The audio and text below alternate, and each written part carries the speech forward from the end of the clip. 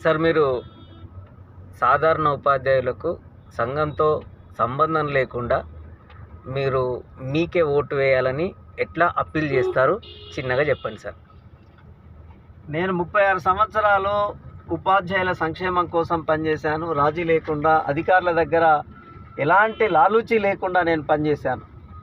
అది నా ఆకాంక్ష కోసం, విద్యారంగ ప్రయోజనాలు, పేద విద్యార్థులకు న్యాయం చేయాలి, మీరంతా కూడా బాగా పనిచేయాలి, బాధ్యతలకు నిలబడాలి, హక్కులకు కలబడాలనే ఒక నినాదం నా సంఘం ఇచ్చింది. దానికోసం నేను తూచా తప్పకుండా మీ అందరి కోసం పనిచేశాను.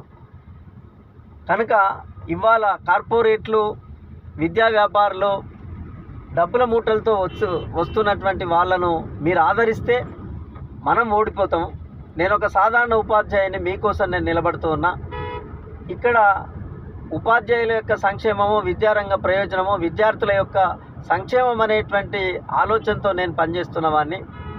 కనుక మీరు నాకు ఓటు వేసి బ్యాలెట్ పేపర్లో సీరియల్ నంబర్ 4లో ఉన్నటువంటి అశోక్ కుమార్ వై పక్కకు ఒక ఫోటో ఉంటుంది. ఆ ఫోటో పక్కకు ఉన్న గడిలో ఆ పోలింగ్ అధికారులు ఇచ్చినటువంటి పెన్నుతోనే ఒకటి గీత వేసి నాకు ఓటు వేయాలని, ప్రథమ ప్రాధాన్యత ఓటు వేయడం ద్వారా నన్ను గెలిపించాలని మీ అందరికీ నేను విజ్ఞప్తి చేస్తున్నాను.